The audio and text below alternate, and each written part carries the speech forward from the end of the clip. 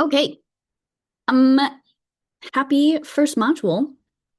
Let's go ahead and jump right in. Um, okay. So module one, we're gonna cover a couple topics here, but it's gonna be pretty chill.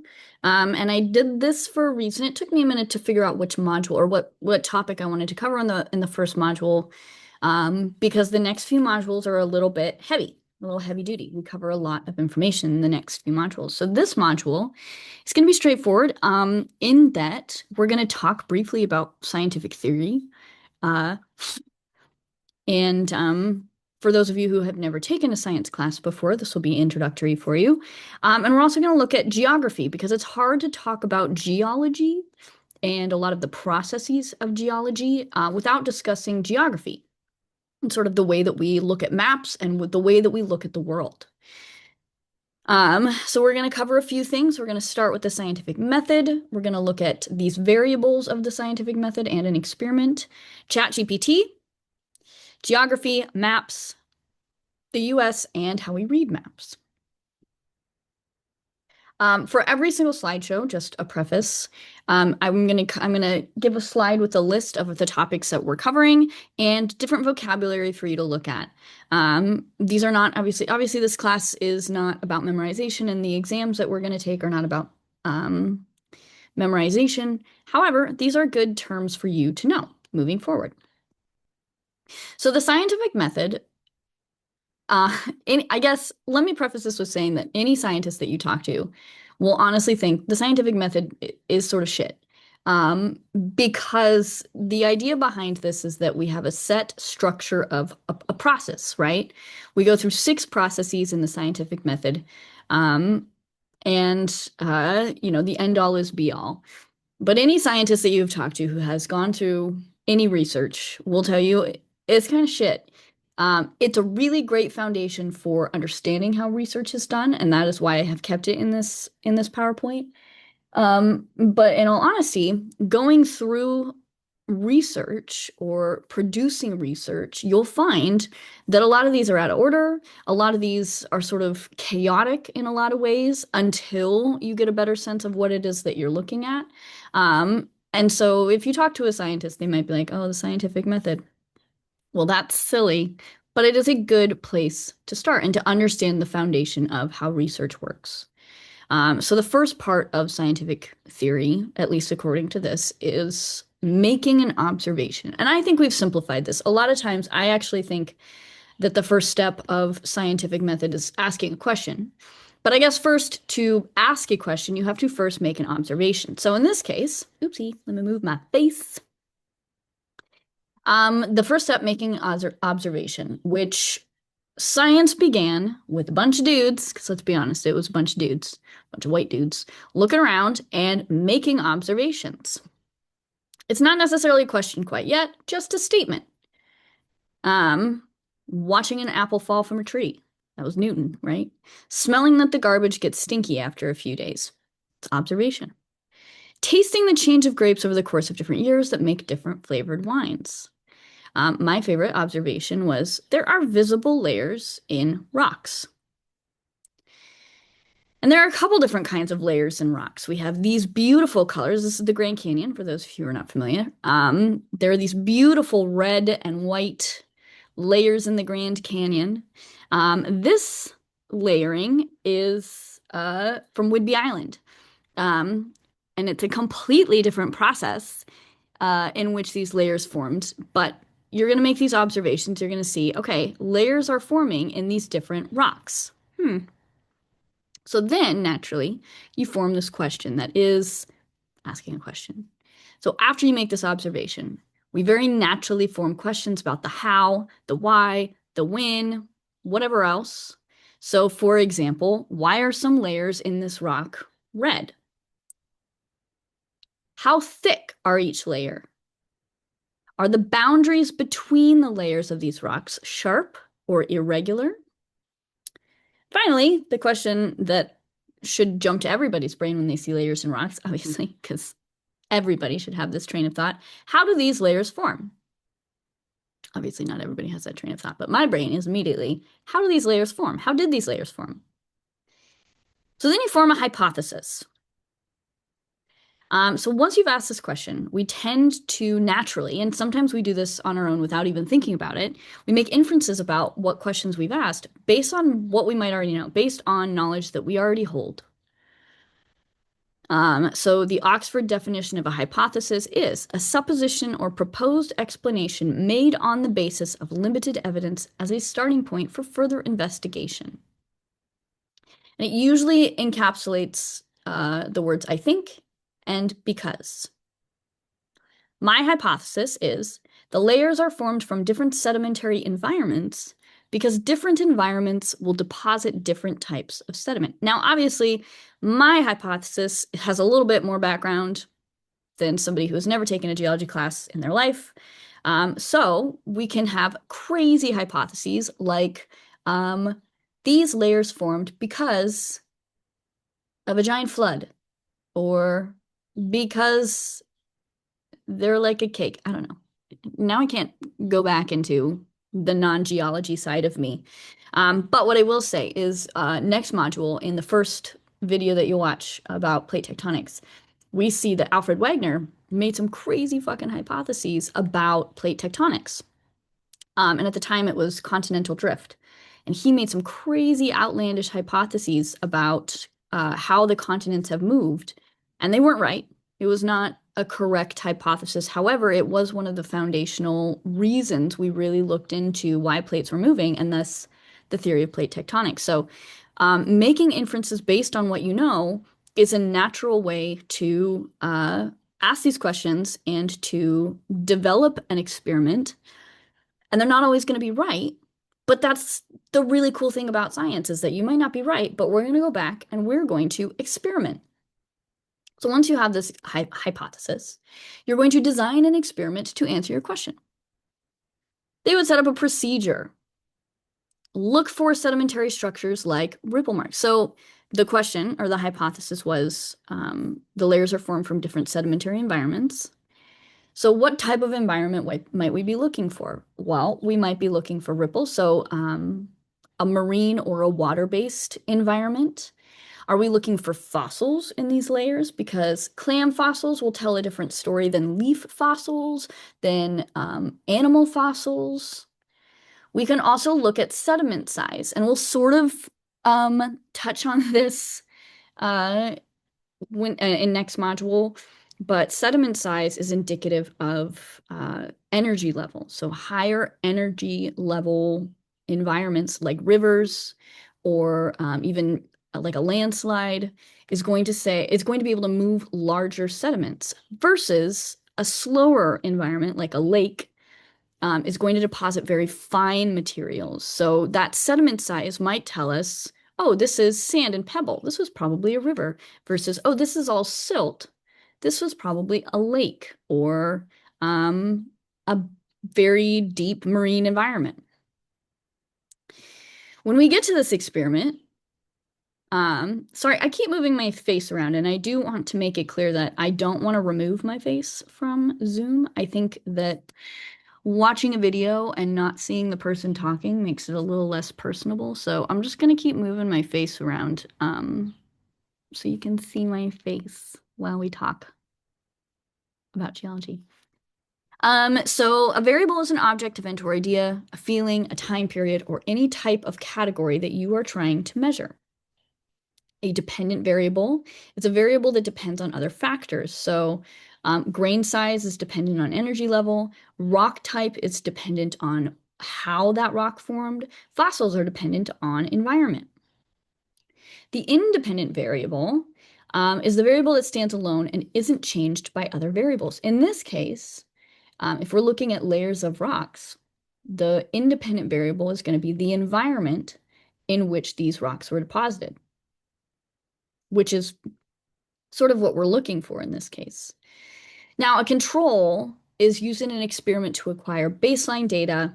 This baseline data can be compared to the experimental data to see the relative effect, if any, of the independent variable on the dependent variable. Some experiments don't necessarily have a control. Here's what I think the control would be for this experiment. It would be modern environments and understanding the sediment type that is being deposited in modern environments. So if we were to go out to Skagit River and look at the sedimentation that is forming at that river, that would give us a control as to, okay, well, what would the independent variable be for these rock types that are deposited? But for another example, a placebo is a control in medicine. I'm so sorry. I wish I could show you. Maybe I can't show you this. My son is being so incredibly dramatic. That's him. He doesn't get fed for another hour. He's got automatic feeders, and he's just dramatically staring at his food bin, hoping they'll turn. I feel a little bad, but he's not going to die. Harry, you're going to be fine. He disagrees. Step 5 is analyzing this data. So we've formed an experiment, we have done an experiment, and now we're going to do some analysis on the results of this experiment. So what does all this data mean? This is where we organize the data. In my defense, or in my master's, I organized all my data into Excel spreadsheets. Oh, it was amazing and beautiful, and I loved every minute of it. And that's where you look for patterns. So you might organize your data into graphs, into data tables, into um, uh, other graphs. I don't know. I haven't done science other than geology, so that's where my brain is going. But there's a bunch of ways to organize your data. And in that data, you're going to look for patterns. With those patterns, you compare to known environments, you compare to other data sets that other scientists have put together. Now, this is where we could end the experiment. And we could say, okay, we've got this analysis, we've got this data set.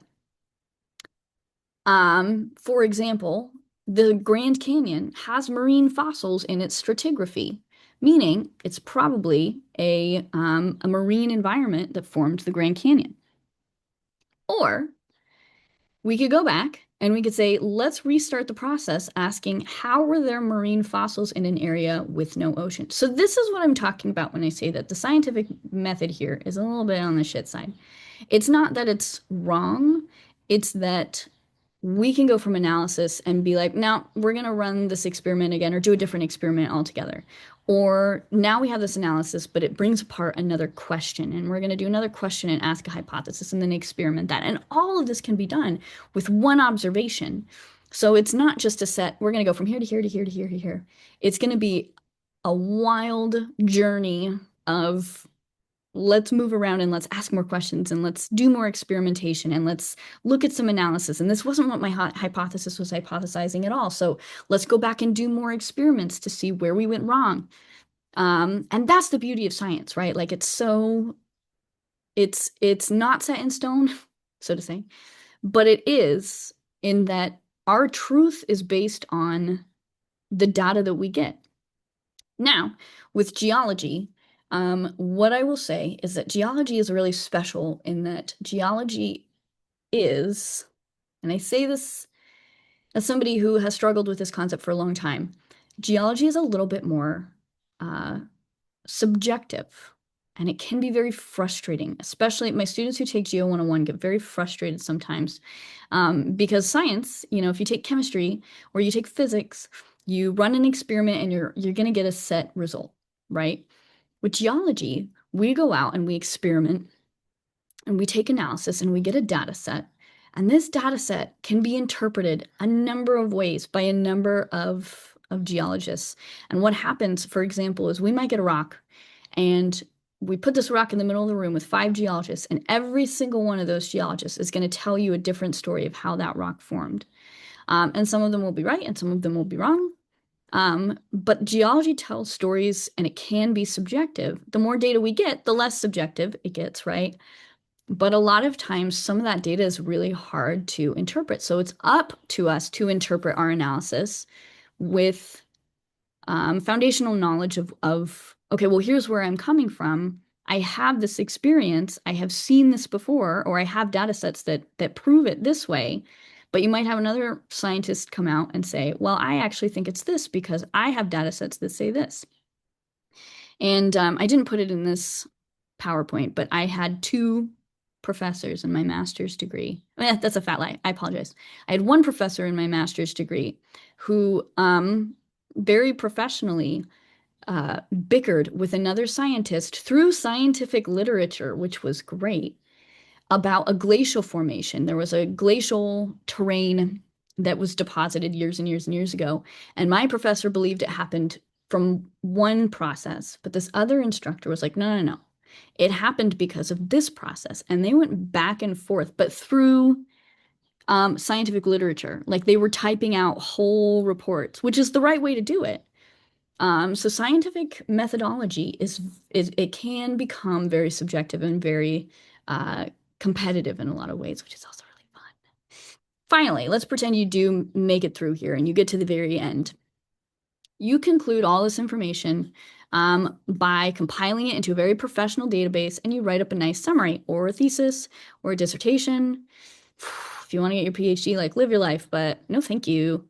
And then we publish it so that other scientists can review our data and interpret it to their standards, and then continue our research and further those databases.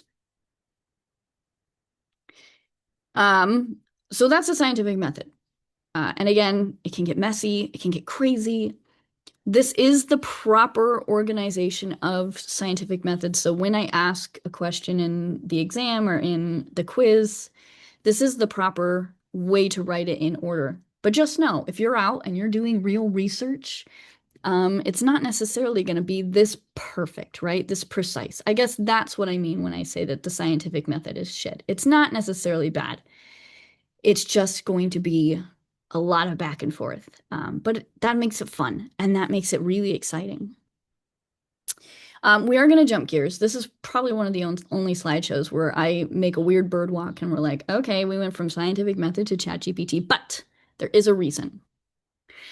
So ChatGPT, actually, this is a really good transition because we just talked about the steps of scientific theory and the scientific method and how we go from step to step and how we base our information and our science on facts and on data. And then welcome or then enter ChatGPT and AI. And there's a problem with using AI as a tool for science, in that it if you're not familiar with generative AI, basically what it is you go to ChatGPT or you go to an AI website and you type in a question like, how did plate tectonics form? Whatever. And it spits out an answer. The answer that it is spitting out is basically the AI searching the entire web for bits and pieces, and it pulls the most probable answer based on what is available on the internet, which isn't necessarily to say that it's pulling bad information, but it is not always correct. And in fact, this happened uh, when I teach chemistry. I teach chemistry 121. And for some reason, it was popping up the wrong valence electrons for a certain transition metal, which, if you don't understand what that means, that's okay. It was giving me wrong information. And I made the mistake of putting that on my slideshow. And luckily, I have a teacher who I teach with, and he was like, Emily, I think that's wrong. And I was like, no, this is what the internet said. And we did the math. We actually like mathed out the valence electrons. And I was like, shit, it is wrong. And I was so embarrassed. And since then, I always double check my information before I just pull random stuff off of AI. And this is a an article that you'll be reading for this um, module. It's cognitive surrender. And the idea that AI is leading to the lack of critical thinking skills because, like what I did, I just pulled the first thing that I saw that looked right. I didn't think about it until my co-teacher, who had been teaching the class for like 11 years, was like, I don't think that's right. Um, and then I was embarrassed, and it always sucks to be wrong. But what it's leading to is it's leading to us not backing up our findings with actual sources. So your first, oh, let me show this graph. So basically what this graph is depicting is When AI is accurate, 93% of the test subjects who were tested as part of the subject took it and said, yes, this is probably right. While 7% said, maybe I should look into it before I just say yes. And this was with AI being correct. With AI being wrong, 80% of these people still said, yeah, it's probably right. Well, 20% were like, maybe we should look into this. So at least there was a rise in maybe we should look into this. But there was still an overwhelming majority of people, as part of this study, accepted without a doubt that AI was correct. So think about this, because your first homework assignment for this module is, it's one of my favorite assignments. I've done this assignment every term that I've taught an online asynchronous class, because I think it's really important to look at ChatGPT and assess scientific accuracy. You're going to ask AI a question, and you're going to ask I think five questions from the first question that you asked that's geologically related.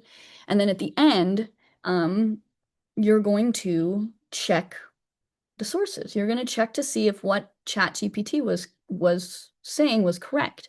So you're going to have to do a little research, and you're going to have to go into some databases to decide if ChatGPT was correct, or if, usually the biggest issue with this, with ChatGPT isn't that it's wrong. It's that the question that you ask, the answer that it gives, is not in depth enough for what you are asking. So I get a lot of students who are like, yeah, it answered, the overall question, but like I was asking more in depth, why does rain fall? Whatever question you end up asking.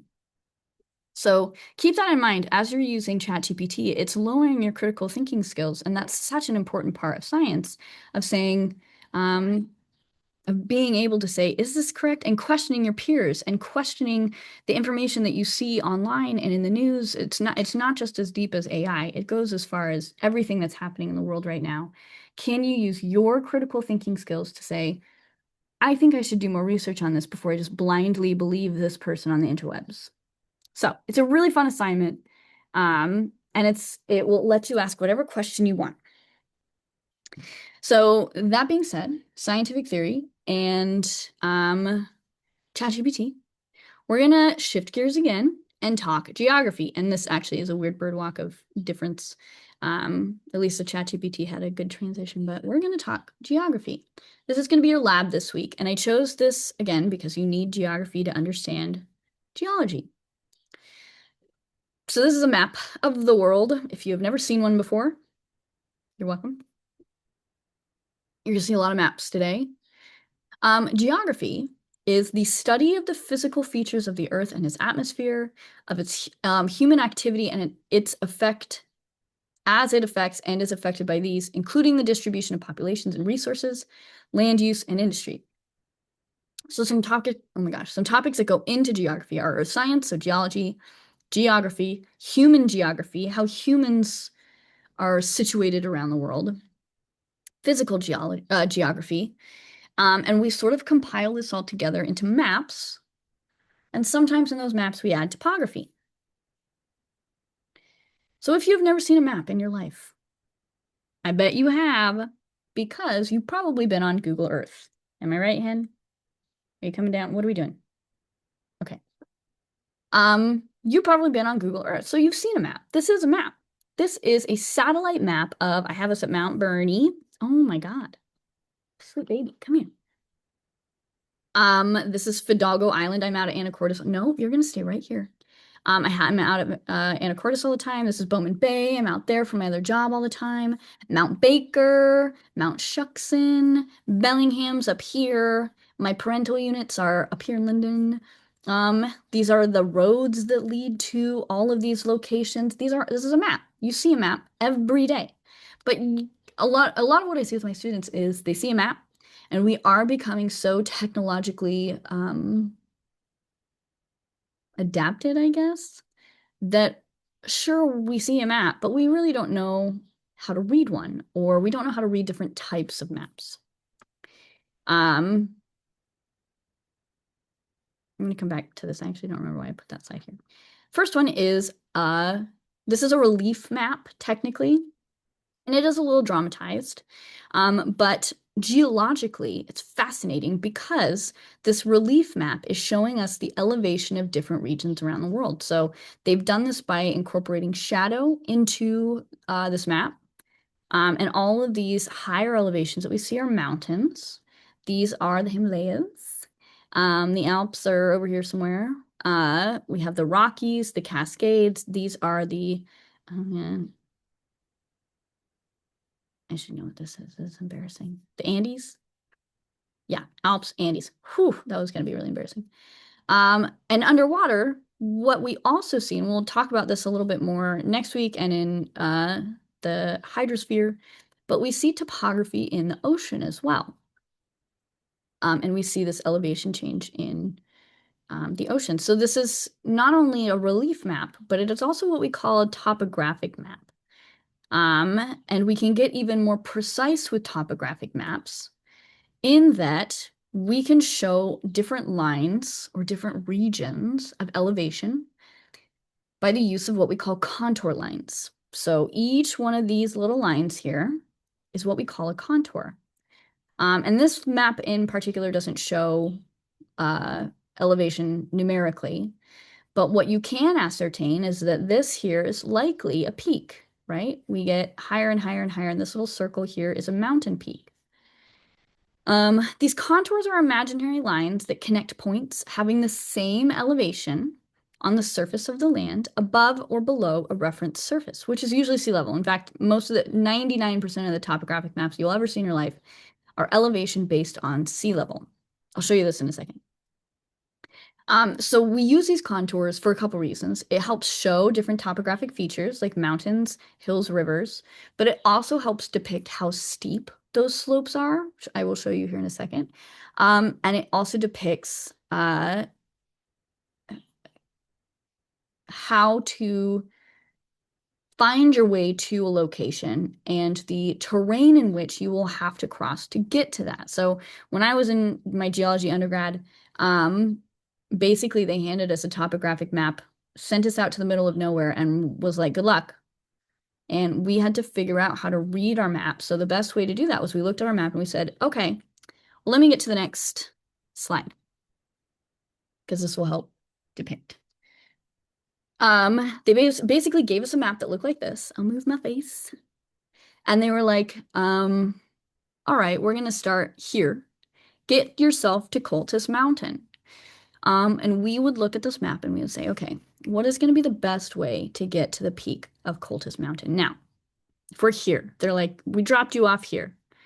We're going to trek, we would want to trek along the least steep slopes. So again, each one of these lines is elevation. This line here is reading 1,800, so that's 1,800 feet of elevation. This one down here is 600. So from here to here is, oh my God, math, 1,200 feet of elevation change, okay? And they dropped us off here, so we're gonna find this least steep route. And the least steep lines are the ones that are further away from each other. This area here is depicting a very steep slope because these lines are really close together, meaning that that elevation change is happening much faster than it would if it was this distance apart. So I would say, okay, let's trek up here, and then let's trek up this way to get to Cultus Mountain. And that's going to take us along the least steep route. Cultus Mountain, for those of you who don't know, is the mountain that you see off to the east when we're at Skagit or at Skagit Valley College. She's beautiful, she's glorious. And so that's why I chose her. But this is your general topographic map.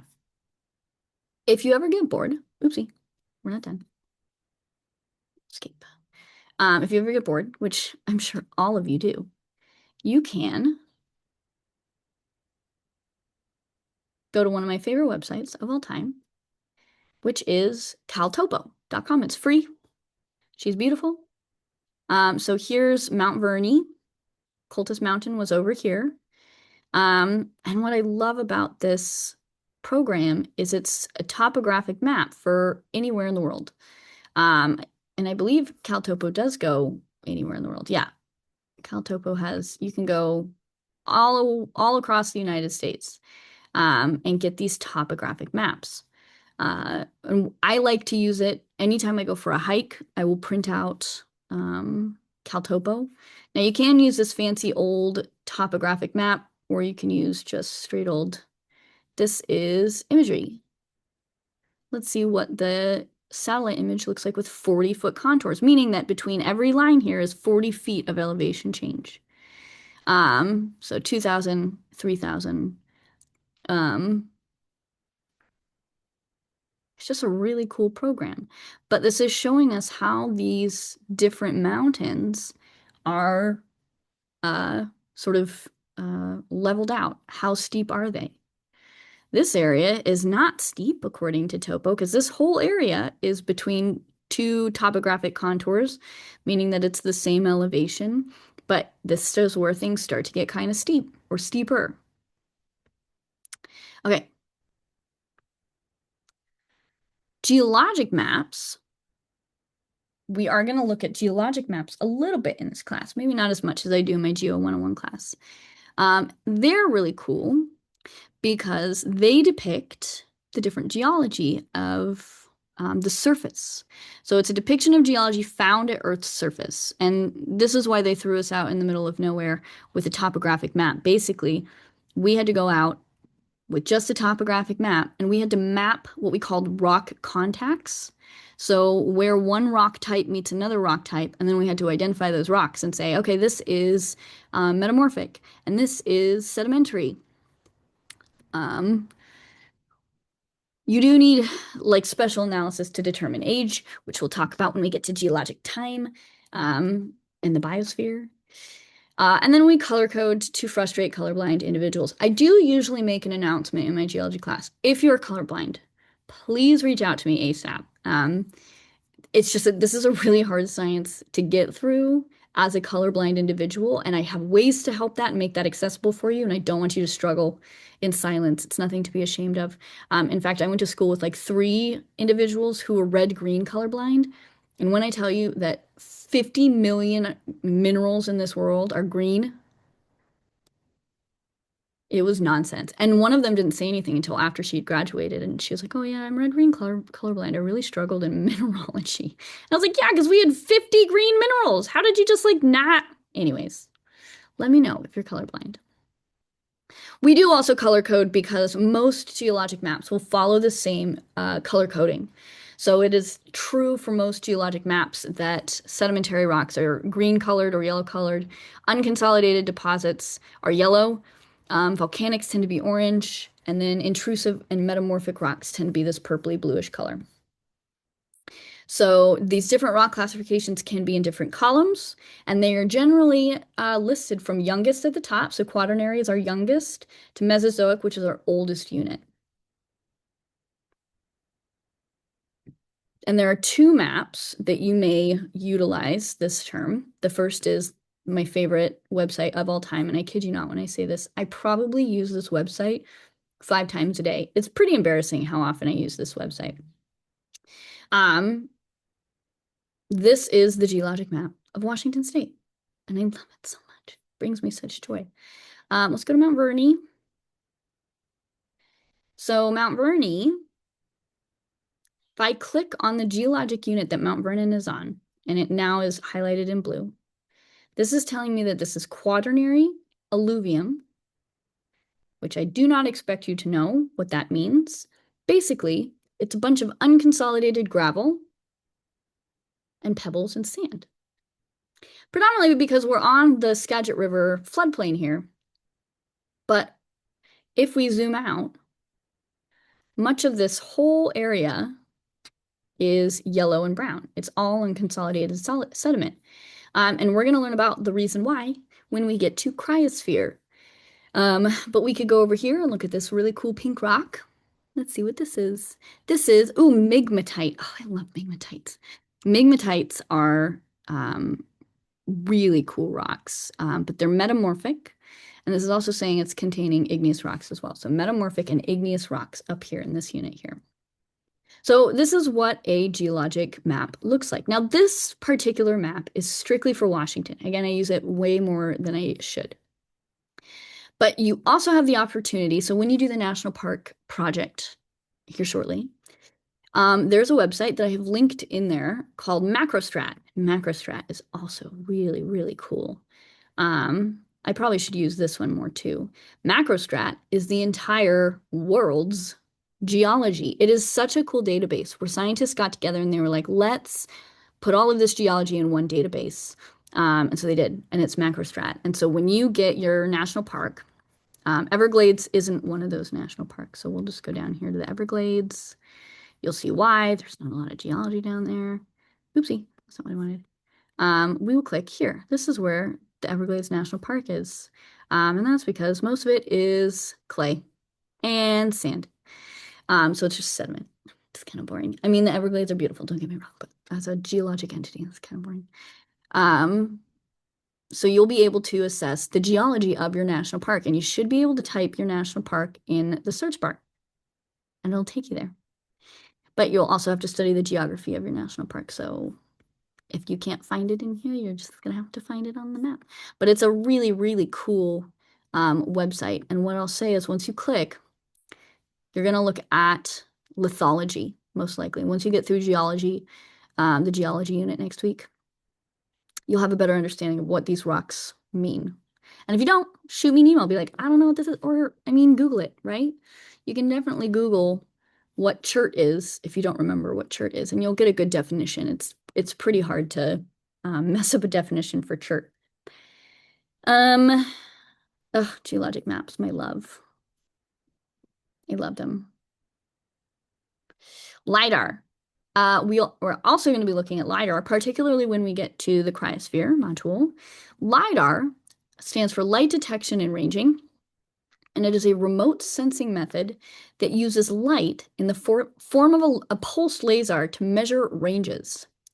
What it does, though, is it measures ranges of density. So basically, LiDAR strips all vegetation, plants and otherwise, off of Earth's surface, and it shows us a really, really clear and incredible view of the geology and the features of the geology that we want to visualize. Geologists, particularly geomorphologists, love it. So if we go back, stop it, go away. Oh my gosh. Okay, we're gonna go back to Washington Geology Portal. This is why I use it. Look at this. You can find mines and minerals and I just love it so much. So they've literally LiDAR'd 90% of Washington State, which is a feat, let me tell you. And if you zoom in on this region, this is Lower Puget Sound region. This was the picture that I had on Skagit, but I wanted to give you a good geographic depiction here. You see these lines that are weirdly parallel up and down. Here's a good one on Bainbridge.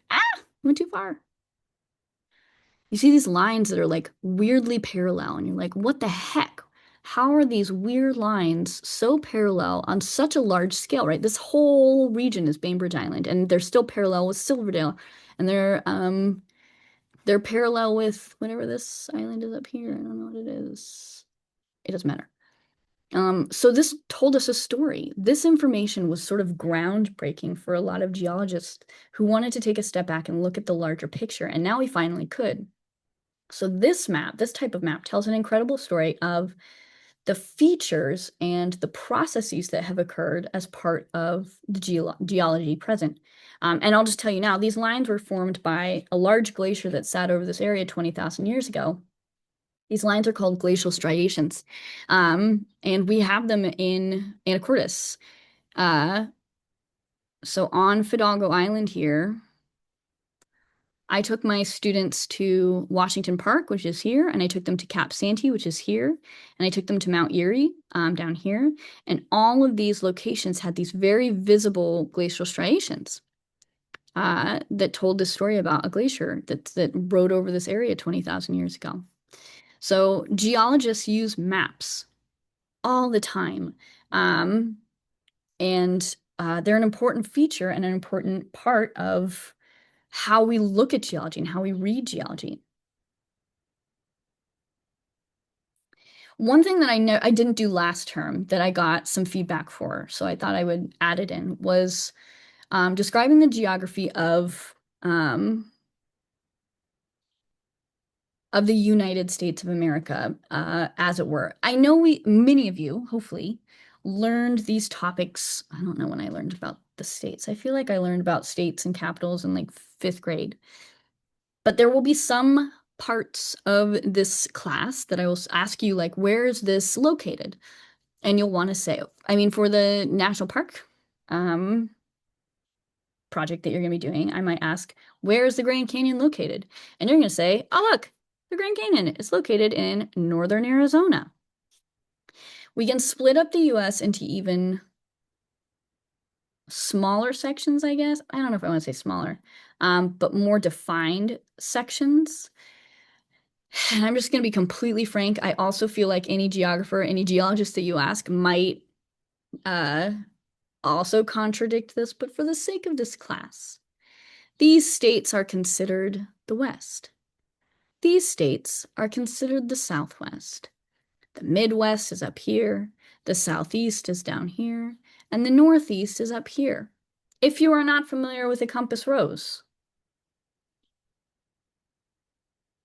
I was not smart enough to put one in the maps unit. Really? Come on, Emily, pull your life together. This is embarrassing. Okay, well, let's just quickly. Compass rose. Okay. Basically, all a compass rose is it is a defined direction you see on all maps, and they don't always look like this necessarily, but never eat shredded wheat. That's how I remember it because it rhymes. North is up, east is to the right, south is down, west is to the left. If we're in Mount Vernon, let's do it, let's do it, let's do it, let's do it, let's do it. Caltopo. Here's Mount Vernon. If we're in Mount Vernon, the Olympics are to the southwest. Directly west of us, this is wild, is basically Victoria, BC. Isn't that so crazy? Victoria is right here. Canada is directly west to us. And here we think, oh, Canada's to the north. That is a lie. Canada is directly west of us. I have been out there on a boat. It's wild. Uh, the San Juan Islands are also directly west of us. To the east of us are the North Cascades. These snow-capped hills are the North Cascades. To the north of us is also Canada, so that's fair. This is the Fraser River Valley, which we'll learn about in hydrogeology. And then to the south of us is Seattle, is the Puget Sound, is, I don't know, I guess some of the Olympic Peninsula is also to the south of us. So those are just directions, right? If I say go north 30 feet from Mount Vernon, you're going to go 30 feet in this direction upwards, right? So if that's not something you're familiar with, make sure you understand what a compass rose is. And then finally, let's talk about reading maps, just briefly. So this is what your lab is going to pertain to. Reading a map, especially when it looks like this. And I love teaching latitude, longitude. My students in Geo101 historically have their own huge hissy fits about it, because it's a weird topic to wrap your brain around. But I think too that they struggle with, well, I have Google Maps on my phone. Why do I need to know Latin long? And for the sake of time, I don't know what time we're on. This is probably for the best. I will say really quickly though, there have been stories in the past of people who go out into the middle of nowhere. Particularly, there have been like 3 or 4 stories just in the last 5 years or so of people in Death Valley who go out into the desert without a map and they get lost. And it turns out they were a half a mile from the visitor center and they just didn't know where to go. So it is my philosophy that yes, we do have access to Google Maps and it is an amazing resource. However, I also feel in my heart and in my soul that it is super important to know how to read a map or at least have a general idea of what you're looking at, okay? So this is the world. You're going to look at Latin long for your lab this week. And it's pretty short, it's pretty chill. It's nothing to get super stressed about. Basically, latitude are the lines that run horizontally to how we are situated as a planet. I remember latitude by like they are the rungs of a ladder. So these are the way that the rungs of a ladder would be situated, latitude. The central line of latitude is our equator, and it sits at 0 degrees. As we go north, we go from 0 to 90 degrees north. And this is where things get weird because you consider this 90 degrees north and you would think, oh, well, this is a up and down line, but it's not up and down. It's considered north because this is our northernmost line of latitude. We're going to go up this way, like the rungs of a ladder. Conversely, we're going to go down the rungs of these ladders to 90 degrees south. Latitude only goes 0 to 90. That is it. And it's really easy in this area to know which numbers are latitude and which are longitude, because our latitude is 48 degrees north. Our longitude is 122 degrees west. And our longitude has to be 122 because longitude can get up to 180. Now, the 0 degrees, this drives me nuts every time. The 0 degrees longitude isn't quite as nicely centered as the equator is. It sits randomly. It goes through the town of Greenwich, England, because the guy who created lat and long decided to put longitude through his hometown. So it all comes down to some dead white dude. So the prime meridian runs at 0 degrees or 180 degrees. And we go west 180 degrees or we go east 180 degrees. I think what I wanted to point out with this map is that here's the equator, 0 degrees. This is our central line of latitude. And then here is our prime meridian. It's this line here that goes up and down, that's 0 degrees. Basically, it splits the world up into 4 sections. It splits it up into quadrants, meaning that everything in this upper left or this northwest quadrant is going to be latitudinally somewhere 0 to 90 degrees north, and then it's going to be longitudinally 0 to 100 degrees west. So this whole region here is northwest. This region that encompasses Europe, Africa, and Asia is going to be northeast. We're still north of the equator here, but we are now east of the prime meridian. And then we're going to be in this quadrant here that's most of South America, southwest. Southern Africa and Australia are going to be southeast, lat and long. So when we think about latitude and longitude for North America, you don't have to get crazy. You don't have to overthink it. It's always going to be something that is, for instance, Mount Vernon is 48 degrees north because this line is 40. We go 48 degrees north, and it is 122 degrees, which is right here, 122 degrees west of the prime meridian. And I have some more resources in here for you, or in your assignment, that help you depict lat and long a little bit better. Maybe it's in, I should have just done the go-to. So if you're still a little confused, Nat Geo has some really great depictions on lat and long, but just do your best. This assignment is predominantly to get used to using Google Earth Pro and understanding how these assignments are going to function for the rest of the term. So that is geography and scientific method. I will see you for Geosphere soon.